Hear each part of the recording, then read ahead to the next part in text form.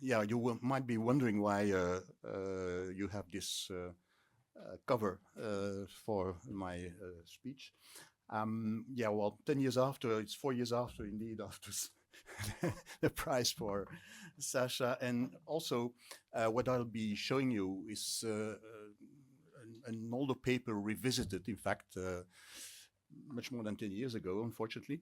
I published a paper called Broken Bronzes and Burned Bones, which was a first approach to these early Hallstatt C metal-bearing graves. They're not, as 10 years after, Singh wearing a shroud, but these early Hallstatt C people are wearing a sword and they're wearing nothing else. And that's my point today, because the question is, of course, is a sword bearer a member of an elite, or is he just a warrior? So, in this paper that was published in a journal that doesn't exist anymore called Helenium, I presented the gold-plated herrings most of you know probably, and I was just saying something that almost everybody said then. I was presenting these gold-plated herrings as contemporary with the sword graves I will be speaking about later. We know now that these rings are much older, in fact. They belong to Bronze Finale 2. But I show them. Why? Because, well, those you see at the left are some of those found in the cave of Hans. Inevitably, for those who know me, I will be talking about Hans today too. But they appear mostly in graves of the late Bronze Age and incineration graves. This is to say that, contrarily to what many students of mine at least think, the Bronze Age graves in the Low Countries are not as poor, or not always as poor as one says. There is metal in them, and some cemeteries even produce tombs with quite a lot of bronzes, like the one of Maastricht, Ambierveld, which you see on the right, tomb U26, with bracelets, with once gold-plated herring on I don't know if you see the arrow here, and some amber. Now, what is interesting, I think, is that all these Bronze Age graves, or specifically, let's say, Hallstatt B graves, feature ornaments and, well, at least theoretically, would rather be female than male. This is just proof of the fact that these gold herrings or gold-plated herrings are indeed of Hallstatt B1 date, date for Maastricht Ambi on the left, and one for France, Tourotte Le Gros Grelot, which is in the Oise, with more or less the same date. Now, ornaments indeed, and the other object, like fragment of a razor here, also from Maastricht Ambierveld. Interesting because, well, I will end my talk with razors. Now, the question is, are these indeed razors in the first sense of the word? And if they're razors, are they necessarily male? Okay, I know that Treherne talked about the warrior's beauty, but, well, his companion has a beauty also to groom, and razors might have been used by women. Why not? On the right, you have at the top right, from Donk in Belgian Limburg, one of the rare exceptions to the rule. Ornaments in bronze, even ornaments in amber, maybe ornaments in glass. We'll come to that later. And here, the exception that confirms the rule, a fragment of a spearhead that has been completely molded on the pyre, question is, to which period does this spearhead belong? Theoretically, Donk is only late Bronze Age and has no early Iron Age graves. Now, the gold-plated herrings, to come back to them, we know them from Saint-Saëns, Trou de la Louve, with a few other gold trinkets. We also know them from Hans-sur-Lesse. You will see them in a moment. You'll see the site at least. The interesting thing about Saint-Saëns and Hans-sur-Lesse is that they feature the only inhumation graves we have in Belgium, at least, for the late Bronze Age. With several C14 dates, and we'll have more soon for Saint-Saëns, which show that these inhumation graves from Saint-Saëns and from Hans-sur-Lesse are contemporary with the gold rings and with some of the other material from Han. Now, for those who have heard me before on Hans-sur-Lesse, I've been very much of the opinion that Hans-sur-Lesse was a site with objects thrown to the river.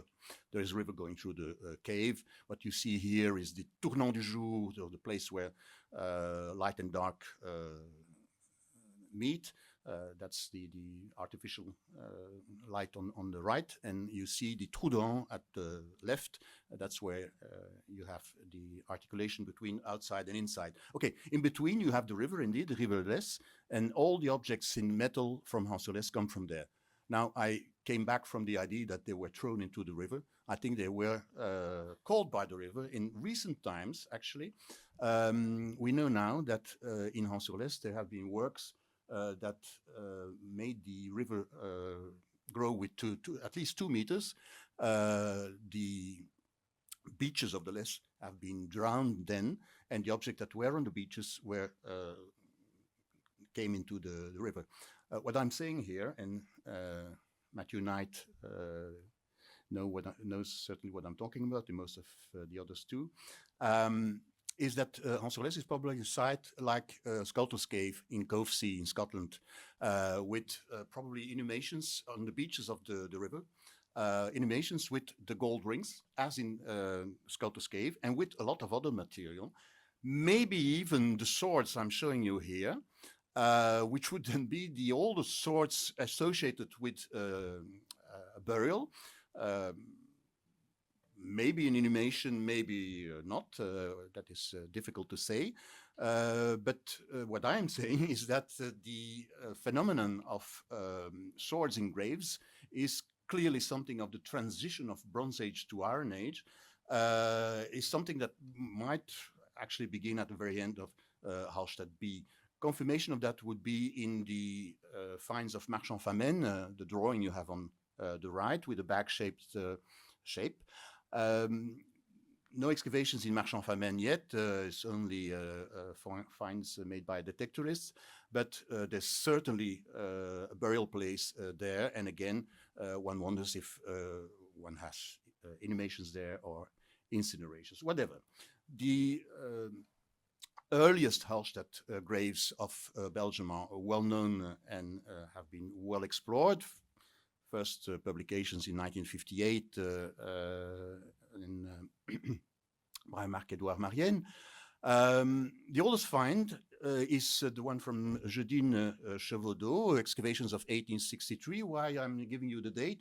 Well, because as Sasha pointed out already, one of the problems we have with this material is that they are all very old finds, and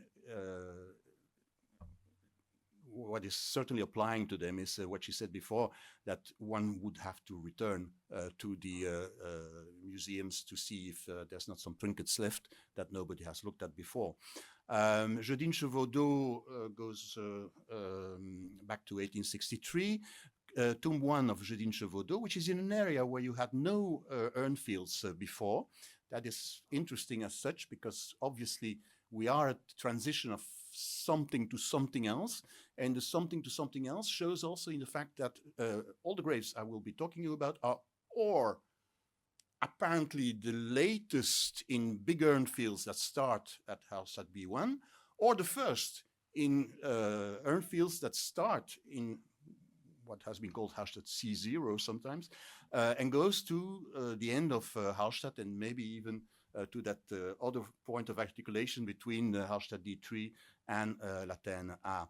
Now, the earliest find with a sword, a bronze sword, not an iron one, a bronze sword is also in a way the richest, as there are several pots with the sword, as there is also the shape you have here.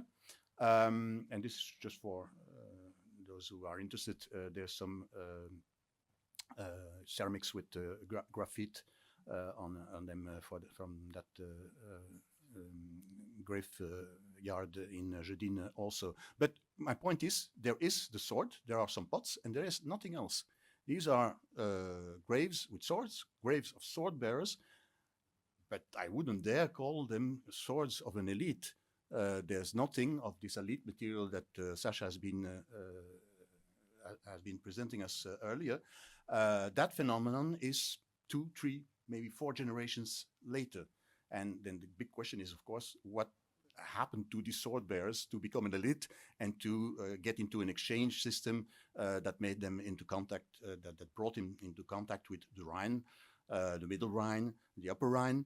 I would say this is just going back to earlier practices, because Saint-Saëns and Ansolès, for instance, are also characterized by the presence of a lot of material that comes from the Middle Rhine and the Upper Rhine, including ceramics. And we have the same problem for the late Bronze Age with the ceramics as the one Nico was talking about. Okay, Marne ceramics, are these imports, are these copies? And we have the same thing for the late Bronze Age in Belgium. We have Rhine-Swiss material, but it's obviously of local make. Cours Saint-Étienne, there has been some talk about Cours Saint-Étienne also. And also an older find, 1877, 1878. Conditions are even worse. Okay, 1863, Jedin excavations as they were practiced then, but by the Société Archéologique de Namur, which were not too bad actually at excavations. In Cours Saint-Étienne, Laconique, it's just what has been picked up by the workmen. And as you see, well, there's quite a lot of material.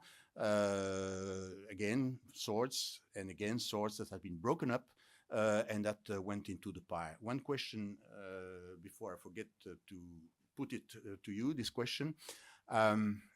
What about the use-wear analysis on these swords? Have they been used? Are they really the swords of the sword bearers or swords made for the tomb? And where did the actual original swords go, if this hypothesis is correct? Yet another one in Archie, same thing, and same discussion about the typology. Some of you might know the discussion that has been going on in the 1970s, actually, with Peter Schau as first one to speak about proto-Hallstatt swords. Well, a lot of these swords of Belgium in general are swords that are indeed not strictly speaking Gundlingen or Vimont swords. A lot of them have affinities with Home Pierpont swords from the British Isles. And my point is, and I think that Pierre-Yves Milson, but also Matthew Knight will be, well, I hope so, will be agreeing with me. These swords are definitely of Atlantic type. These swords have nothing to do with southern Germany or whatsoever. They are of a local make, and they are derivative ultimately of Ewart Park swords. And the same is true about the shapes. So the only objects we have in the 8th century BC in tombs in Belgium and the southern Netherlands, there's one from Maastricht also, are objects with Atlantic affinities. So we are really in another world. Not really elites, but sword bearers, and people who have Atlantic affinities and not affinities with the Rhine. One of the swords of Harchy, in discussion with Matthew yesterday, he told me that, well, these swords might have just exploded on the pyre. What is interesting is, of course, that as they usually come with the shapes, they were clearly sheeted when they went on the pie, which is an element as such. The most interesting one is one of the most recent discoveries, 1978, well known and has been shown by quite a lot of people. Rechem, tomb 72, with two dates from Groningen. The medium is 2675 plus minus 40 BP, which gives 847.95 in calibrated dates. So we are still in the 9th century there, apparently. The phenomenon is really something that starts in the late Bronze Age, if one takes the date of 800 BC as really the end of the Bronze Age and the beginning of the Iron Age, which is of course a little absurd, as everybody knows here. 3 swords in this tomb of Rechem. 3 swords and 3 individuals. 3 individuals which were investigated, if I may say, by Paul Janssen. Okay, Paul Janssen, for those who work on paleoanthropology in Belgium now, is a name that makes one laugh sometimes. He was very easy in his attributions. When the bones were rather thick, a man, bones were rather thin, a woman. And this gives us a tomb 72 in Rechem with 2 men and 1 woman. Now, I have nothing against a woman wearing a sword, but I'm somewhat skeptical about a sword bearer of the very early Iron Age being a woman. Now, the discussion on the wagon graves earlier showed that everything is possible, of course. The latest discovery is Hofstade Kasteelstad. Guy de Mulder was much involved in this excavation, 2014. The first tomb discovered in Hofstade, and there are more than 200 of them in the end, was one with a sword. It was the only one with a sword, and probably the last tomb of the cemetery, as Rechem 72 is probably also the last one of the cemetery. What I was saying before, there's clearly a transition. These Hallstatt sword bearers or are integrated as the last dead ones of a cemetery already in operation, or they start a new cemetery. Again, a sword with a shape and nothing else. Okay, back to rings. And, something about women, because until now we've talked about male graves exclusively. Discovery that is quite interesting in Beese Beekakkers. In a post hole, you had this deposit you see at the bottom right. 2 axes, which is a linear faceted axe and a something axe, which are clearly early Iron Age and not Bronze Age anymore, with 2 hollow rings. You see again here, we have a C14 date for the wood from the post that was in the post hole, 2680 plus minus 30, which gives us 879, 8001, again, calibrated date. So the deposit is obviously a little later than that. One of these dépôts d'abandon, such as Peter van Broeke has been studying. The rings are quite interesting. They have you can find comparisons in northern Germany as well as in southern Germany. Technologically, they seem closer to the ones from northern Germany. But I'm showing you Beese only to show you a discovery made in the Netherlands, Uden Slabroek's Head, an inhumation grave this time, with a date that brings us dramatically into the Hallstatt Plateau, but with also 2 hollow rings. So women are not absent, obviously, in early Iron Age cemeteries, but they're not very present in the very, very, very early Iron Age. Now, Uden is one, and another one I know from Sasha's thesis is this one, Leesten Meijering, with a date, again, takes us dangerously into the Hallstatt Plateau. A very rich tomb indeed, with glass pearls and with some bronzes. Take a close look at this little item, which is probably part of the same necklace as the little glass rings. And then the pin, which was, I think, very correctly identified by Sascha, as probably Bommenkopfnadel. Well, Bommenkopfnadels are mainly known from the late Bronze Age and not from the early Iron Age. You have here the depot from Heerde with a spearhead and its heel, and two of these Bommenkopfnadel.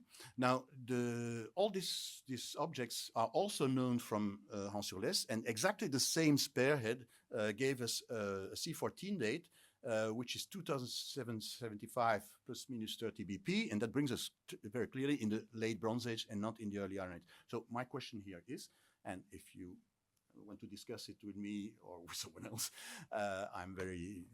you're very welcome to it.